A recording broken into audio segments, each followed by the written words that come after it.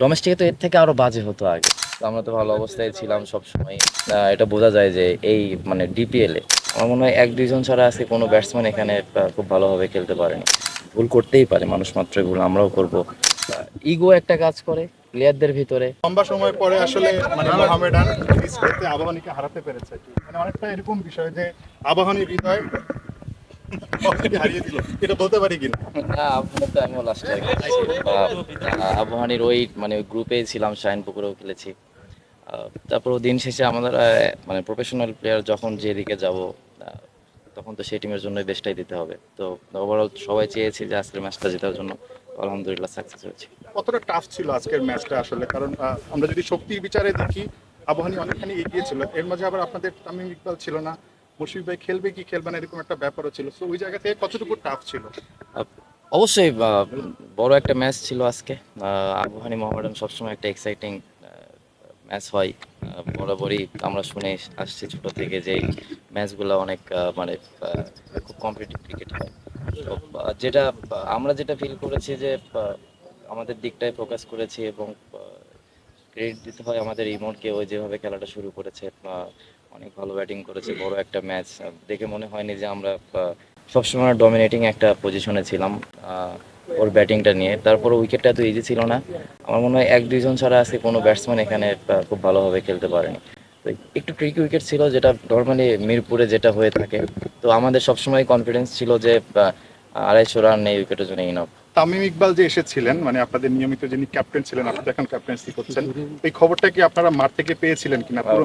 পুরো ম্যাচ না আসলে, মানে হাফ টাইমের পর থেকে তিনি আসলে গ্যালারি থেকে দেখছিলেন বা কখনো ড্রেসিং রুমে বসে আসলে দেখছিলেন? মাঠে যখন ছিলাম তখন পাইনি, কিন্তু ওয়ার্ম আপে যখন ছিলাম তখন টিম থেকে বলেছিল যে যদি আমরা ভালো অবস্থায় থাকি তাহলে তাইম ভাই নাকি আসবে। তো আমরা তো ভালো অবস্থায় ছিলাম সবসময়। তাইম ভাই এসেছিল। পরে খেলা শেষ করে জানতে পেরেছি যে তাইম ভাই এসেছিল। ক্যাপ্টেন তাওহিদ হৃদয় আসলে কতটুকু প্রেসারে ছিল এরকম একটা বিগ ম্যাচের আগে? মানে আপনার রাতে আসলে প্রিপারেশনটা কেমন ছিল? বিগ না, ম্যাচ, আবার এর আগে আবাহনীতে খেলছেন, এবার মোহামেডানের জার্সিতে আবাহনীকে হারানোর একটা প্রেসার। না, প্রেশার তো সবসময় থাকেই। ইন্টারন্যাশনাল প্রেশার, ডোমেস্টিকে বিশেষ করে প্রিমিয়ার লিগে কিছু কিছু ম্যাচ থাকে যেগুলো ইন্টারন্যাশনালের থেকেও বেশি প্রেশার ফিল করি। যেহেতু এখানে একটা ট্র্যাডিশন আছে অফিসিয়ালদের, আবার ইগোর একটা খেলা আছে, প্রেস্টিজের অনেক কিছু, মানে এই জায়গায় আবাহনী মডার্ন যে একটা প্রতিদ্বন্দ্বী, এটা বোঝা যায় যে এই মানে ডিপিএল এ। তো আমার কাছে মনে হয় যে আজকে অনেক প্লেয়ার ইন্টারন্যাশনালও মনে হয় এমন এফোর্ট দেয়নি যেটা আজকে এফোর্ট দিয়েছে। তো অবশ্যই এনজয় করেছি। আশা করছি যে এরকম ম্যাচ যত আমরা খেলতে পারবো তত আমাদের নিজেদেরও ডেভেলপ হবে। হৃদয় ভাই, আপনি ইফোর্টের কথা বললেন। ম্যাচে একটা ঘটনা ঘটেছে অনাকাঙ্ক্ষিত, সৈকত ভাইয়ের সঙ্গে আম্পায়ার। আপনি কি একটু ঘটনাটা ব্রিফ করবেন? আহ, ঘটনা, হ্যাঁ, যেটা হয়েছে মানে টোটালি সব কিছু এক্সপ্লেন করতে পারবো না, কিন্তু হিট অফ দ্য মোমেন্ট অনেক কিছুই হয়। তারাও মানুষ, তারাও ভুল করে, কিন্তু আমার কাছে যেটা মনে হয়েছে যে তারা ভুল করতেই পারে, মানুষ মাত্রই ভুল, আমরাও করব। বা আপনার প্রফেশন থেকে আপনিও ভুল করতে পারেন, কিন্তু আমার কাছে যেটা মনে হয় যে ভুলটা স্বীকার করা উচিত। আমি যদি ভুল করি আমি স্বীকার করবো, কিন্তু আপনি ভুলটা স্বীকার না করে আপনি যদি মনে করেন যে না এটা ভুল না, তাহলে এটা হয় না। সে অবশ্যই, তাকে আমরা রেসপেক্ট করি, সে ইন্টারন্যাশনাল আম্পায়ার, আমরাও ইন্টারন্যাশনাল প্লেয়ার। তো এখানে যারা ছিল আজকে ম্যাক্সিমাম ইন্টারন্যাশনাল প্লেয়াররাই খেলছে। তো এরকম বড় ম্যাচে একটা দুইটা ভুল ডিসিশন অনেক কিছু বড় একটা ব্যবধান তৈরি করে দিতে পারে। তো এটা নিয়ে কি হয়েছে এটা নিয়ে বলবো না। আহ, কিন্তু হ্যাঁ, যদি হিতে অন্যদিকে যায় তাহলে অবশ্যই এটা নিয়ে মুখ খুলবো, ইনশাল্লাহ আমি খুলবো। কিন্তু এটা কি ইন্টারন্যাশনাল ম্যাচে কি প্রযোজ্য হয় কিনা? আপনারা এরকম সিচুয়েশনে যদি ইন্টারন্যাশনাল প্লেয়ার ইন্টারন্যাশনালে তো এরকম অনেক দেখেছি, হয়, অনেক কিন্তু দেখেছি আপনারা হয়। সেই ক্ষেত্রে এরকম মানে হয় কিনা এই সিচুয়েশনগুলি ম্যাচে যেভাবে হয় তবে? ডোমেস্টিকে তো এর থেকে আরো বাজে হতো আগে। এখন তো সেটাও হয় না। ডে বাই ডে তো আমরাও প্লেয়াররাও অনেক তাদের রেসপেক্ট করি। আমাদের শুধু আমাদের প্লেয়ারদের উপরে দোষ দিলে হবে না। আপনারা দেখেন আমাদের আম্পায়ারিং, তারাও তাদেরও ডিপার্টমেন্ট থেকে দেখেন, তারাও যে খুব ভালো, মানে একজন দুইজন ছাড়া তারাও যে খুব ভালো করে এরকম না।